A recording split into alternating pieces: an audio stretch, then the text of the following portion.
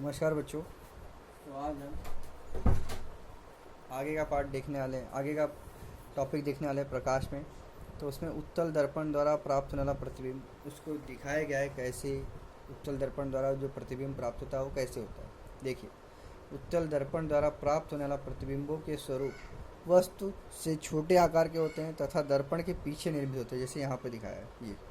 Okay, ये अपना वस्तु है, फिर ये उसका प्रतिबिंब है, इस तरीके से दिखाया गया है। मतलब मेन चीज़ क्या है, वस्तु से छोटे आकार के होते हैं और कहाँ निर्मित होते हैं, दर्पण के पीछे निर्मित होते हैं, ये बताया गया है। और देखिए, उत्तल दर्पण से परावर्तित हुई किरणें एक दूसरे को वास्तविक रूप से प्रतिच्छेदित नहीं करती, परंतु वे दर्पण के पीछे एकत्र आती हुई प्रतीत होती हैं।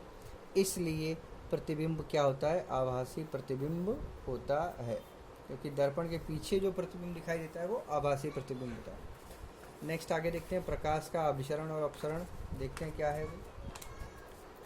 तो देखिए, जैसे यहाँ पर प्रकाश फैल रहा है और यहाँ प्रकाश क्या हो रहा है, एक ही जगह पर दिखाई दे रहा है आते हुए, तो वो तीलियों की सहायता से बताया गया है। देखिए, अवतल दर्पण को अभिसारी दर्पण कहते हैं, क्योंकि मुख्य अक्ष के समांतर आने वाली किरणें अवतल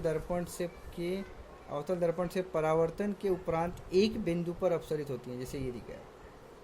ओके, अवतल दर्पण द्वारा वस्तु की दर्पण से दूरी के अनुसार मूल वस्तु से बड़ा या छोटा प्रतिबिंब निर्मित होता है। इसको आप अंडरलाइन कर लीजिए। फिर उसके आगे, फिर मुख्य अक्ष के समांतर आने वाली किरणें उत्तल दर्पण द्वारा परावर्तित होने के उपरांत अपसरित होती हैं, इसलिए इस दर्पण को अपसारी दर्पण कहते हैं। अवतल दर्पण द्वारा वस्तु मूल आकार से छोटा प्रतिबिंब निर्मित करता है। तो देखिए, अभिसरण और अपसरण के द्वारा इसको बताया गया है।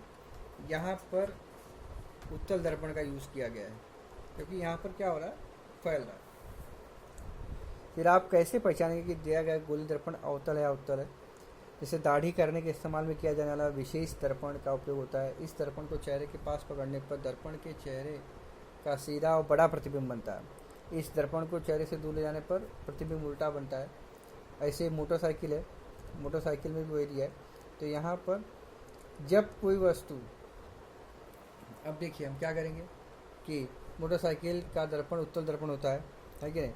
उत्तल दर्पण में देखने पर चेहरे का प्रतिबिंब सीधा परंतु छोटा प्राप्त होता है। दर्पण से दूर जाने पर वो प्रतिबिंब क्या होता है, उल्टा हो जाता है, वह छोटा हो जाता है, परंतु वो सीधा ही रहता है। ये उत्तल दर्पण का इसमें प्रॉपर्टीज़ है, गुणधर्म है। इस कारण आसपास की वस्तुएं भी दिखाई देने लगती हैं। अर्थात दर्पण द्वारा प्राप्त होने वाले प्रतिबिंबों के रूप के आधार पर हम यह निश्चित कर सकते हैं कि दर्पण उत्तल है या अवतल। ओके, तो देखिए अब आगे क्या देखेंगे। जब किसी वस्तु पर आने वाली प्रकाश की किरणें हमारे आंखों में प्रवेश करती तब वो वस्तु हमें दिखाई देती है।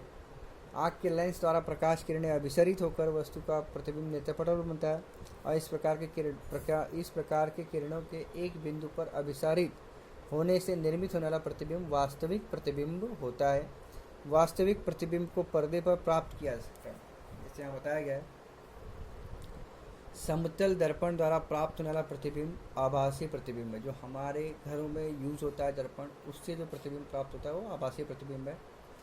फिर जब प्रकाश की किरणें एक दर्पण से परावर्तित होकर एक बिंदु पर एकत्रित होती है तो हम कहते हैं कि प्रकाश का क्या होता है, अभिसरण होता है। ओके, हमें जब प्रकाश एक बिंदु पर एकत्र लाना होता है तब अभिसरित प्रकाश पुंज का उपयोग किया जाता है।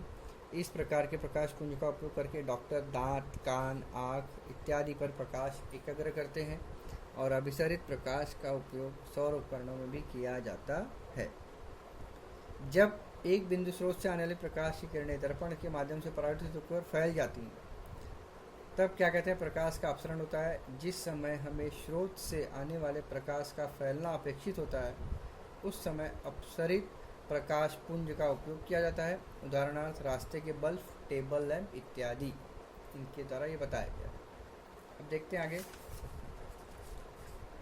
अवतल दर्पण के गुणधर्म या उनका उपयोग कहाँ कहाँ होता है। देखिए यहाँ पे दिया गया है।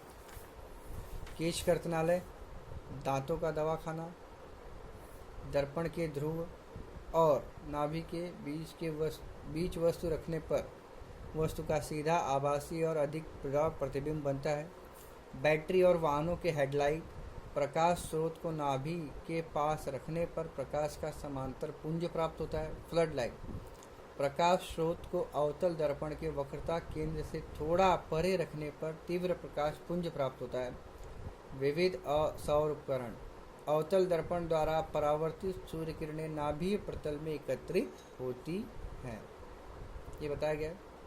उत्तल दर्पण का प्रथम उपयोग गाड़ियों के दाईं ओर बाईं ओर लगाए गए दर्पण उत्तल दर्पण होते हैं। बड़े उत्तल दर्पण दुकानों में लगाए जाते हैं।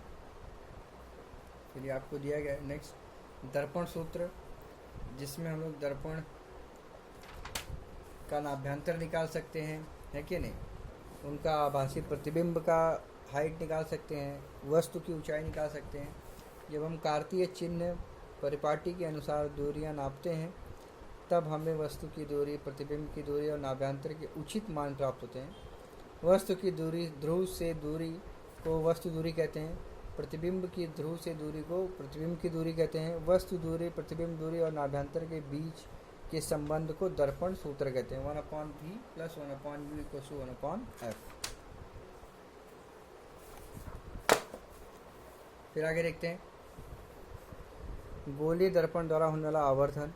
गोलीय दर्पण द्वारा होने वाला आवर्धन को प्रतिबिंब की ऊंचाई h2 और वस्तु की ऊंचाई h1 के अनुपात द्वारा दर्शाते हैं।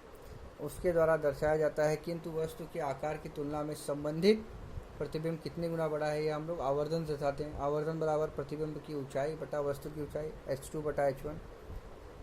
इस आधार पर ऐसा सिद्ध किया जाता है कि m बराबर -v/u। तो ये आपका पार्ट खत्म हो गया है। वस्तु हमेशा मुख्य अक्ष पर रखी जाने के कारण वस्तु की ऊंचाई धनात्मक मानी जाती है। प्रतिबिंब आभासी होने पर उसकी ऊंचाई धनात्मक होती है, परंतु वास्तविक प्रतिबिंब के लिए उसकी ऊंचाई क्या होती है, ऋणात्मक होती है। तो ये आपको दिया गया कार्तीय परिपाटी के अनुसार वस्तु को दर्पण के बाईं ओर रखा जाता है और इसी कारण वस्तु दूरी ऋणात्मक होती है। तो इस तरीके से आपका ये पार्ट खत्म हो गया है। अब इसको रिवाइज करके इसका क्वेश्चन आंसर लिख डालिए। उसके बाद हम लोग नेक्स्ट पार्ट देखेंगे। धन्यवाद।